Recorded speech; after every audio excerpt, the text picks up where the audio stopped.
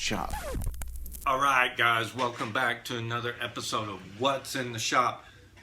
This one is a good one because, well, not only do I love this album, but it was actually inspired to talk about this because of my part-time employee.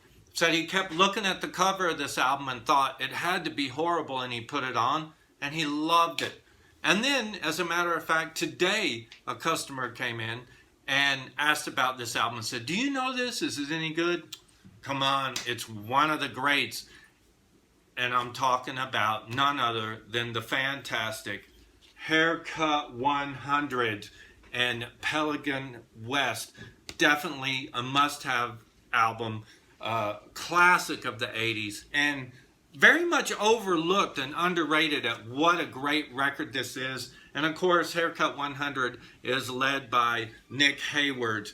And well, let's get into that. Let's talk a little bit about this and a little bit about their history and why this is such an awesome album. And if you don't own this, you need to get this. Haircut 100. Let's go back. Let's back it up a bit. Where the name came from, where the band comes from, whatever. Obviously, they're English. I just have to say again that the guy today commented on what a horrible cover this was. And my part-time employee, Pancho, said the same thing. But me, I personally beg to differ. Because when you're wearing a sweater, and if you go back and look at albums from the 80s, there were a lot of albums and guys and gals on the cover of albums or in videos that were wearing sweaters. Sweaters were a big deal in the 80s. And it kind of represented the kind of feel-good music and vibe that was going on, I think. So to me, it's a good mile marker. If you see an album and the guy on the cover of the album, or woman on the cover of the album, is wearing a sweater, it's probably a safe bet. You should check it out. But let's get into Haircut 100 now. It was started by Nick Heyward, and I hope I'm going to say this guy's name right. Les Nemes, whatever. You can contact me and let me know. They formed a band together. They were already playing together in the late 70s, of course, inspired by punk and whatever. But they were doing kind of jazz or post-punk kind of weird stuff like XTC and whatnot. Very kind of funky stuff, And then they got together with the rest of the guys and came up with Haircut 100. They formed in 1980. And initially, Haircut 100 was part of this whole jazz funk scene that was happening in the British music scene at the time, with other bands such as Pig Bag, Level 42. Some people even throw Culture Club in there. I don't know if I would do that. Wham was even considered part of the jazz funk and early white soul scene of the early 80s. Dexys Midnight Runners is another example of a band that was kind of thrown in that. But anyway, we're talking about Haircut 100 and how they came out of that scene. Now, the thing is, with the Haircuts, they have a sense of humor, and they wanted a name that fit that.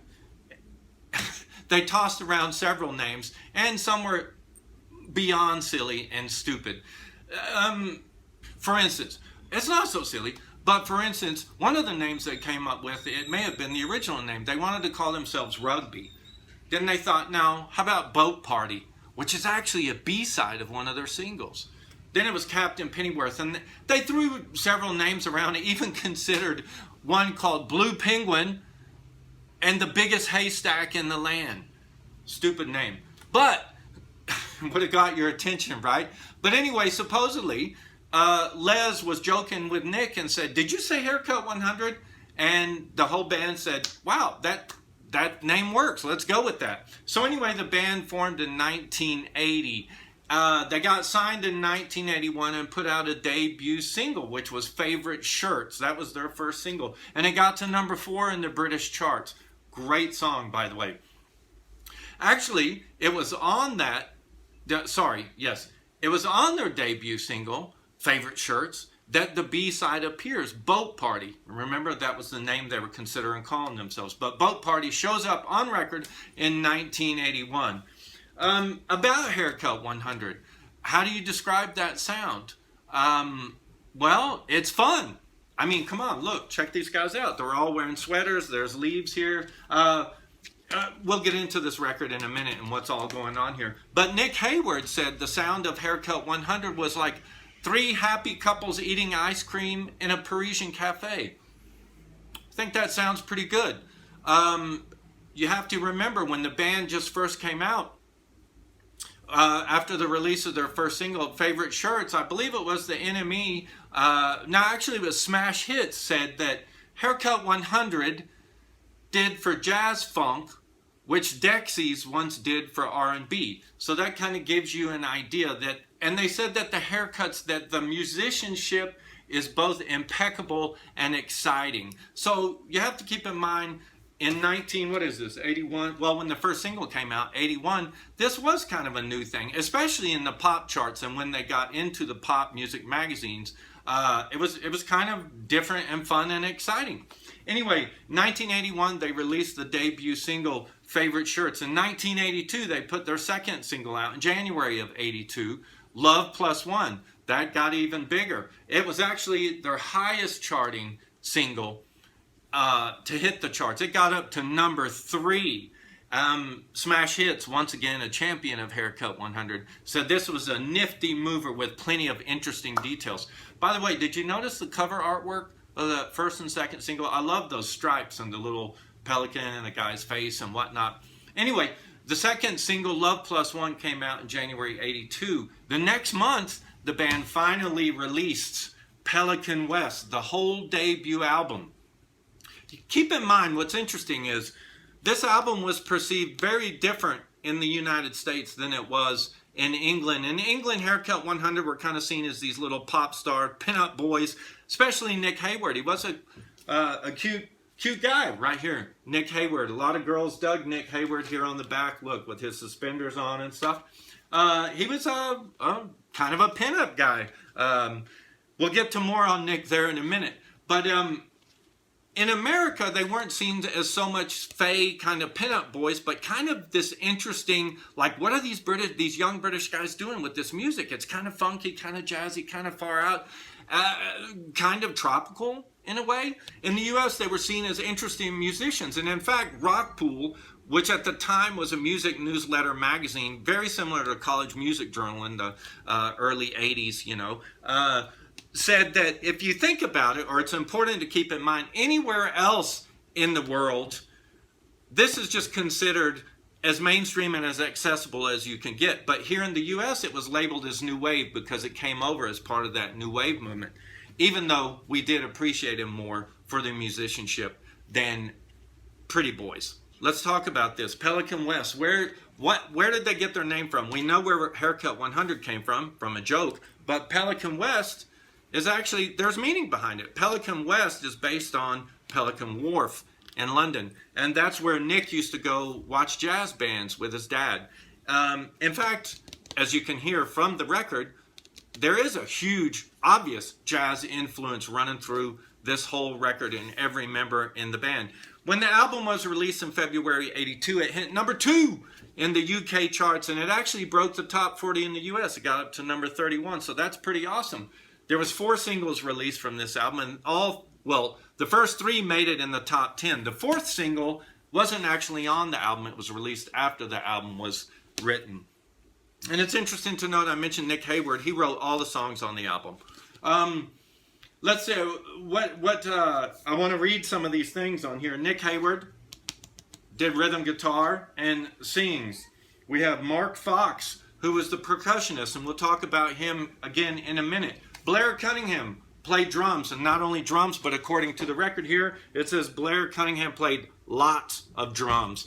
After Haircut 100 broke up, Blair went on to join the Pretenders. We have here Phil Neville Snitch. He played saxes and all food. There you go. Some of you may remember Captain Beefheart played Paper Bag on Bongo Fury. Graham Jones played guitar and was a music chord specialist. And Les right here, bass guitars. Les and Nick were the guys who started the band. About this, All Music magazine, or All Music website, said, from their corny outfits to their lighter-than-air sound, Haircut 100 were never going to be dangerous or sexy. The best they could hope for was escapist, but never mindless fun. And on this album, Pelican West, they bury their arrows dead center in the middle of that. I think that sums it up pretty good. Great record. Trouser Press said Love Plus One and Fantastic Day are delightful, near perfect confections with hooks that will even snare the tone deaf. I agree. Fantastic Day was the third single released from this album, and the B-side was called Ski Club of Great Britain. And I think they bannered around that name. Actually, I read somewhere about Ski Club was one of the joking names they wanted to use, and that too became a B-side. Correct me if I'm wrong.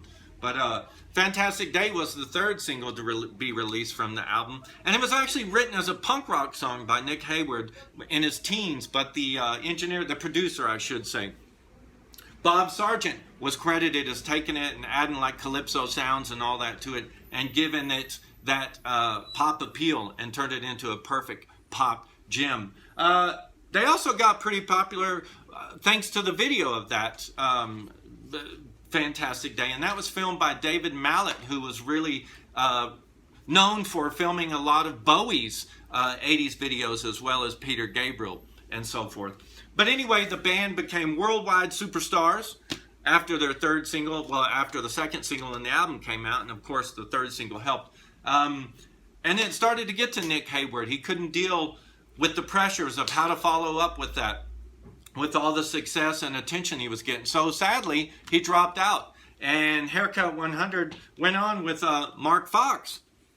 This guy, who was the percussionist, stepped up to be the singer. And they put out a second album called Paint on Paint. And sadly, that album is very much overlooked because this was the one that steals all its glory. Anyway, Nick Heyward had to duck out. In between the album, I should say, after the album was released, there was that fourth single that wasn't on the album, Nobody's Fool. And it sounds very much like anything you would hear on this. Sadly, though, like we said, Nick had to leave the band, and he went out and started his own thing and put out his own record. Sorry.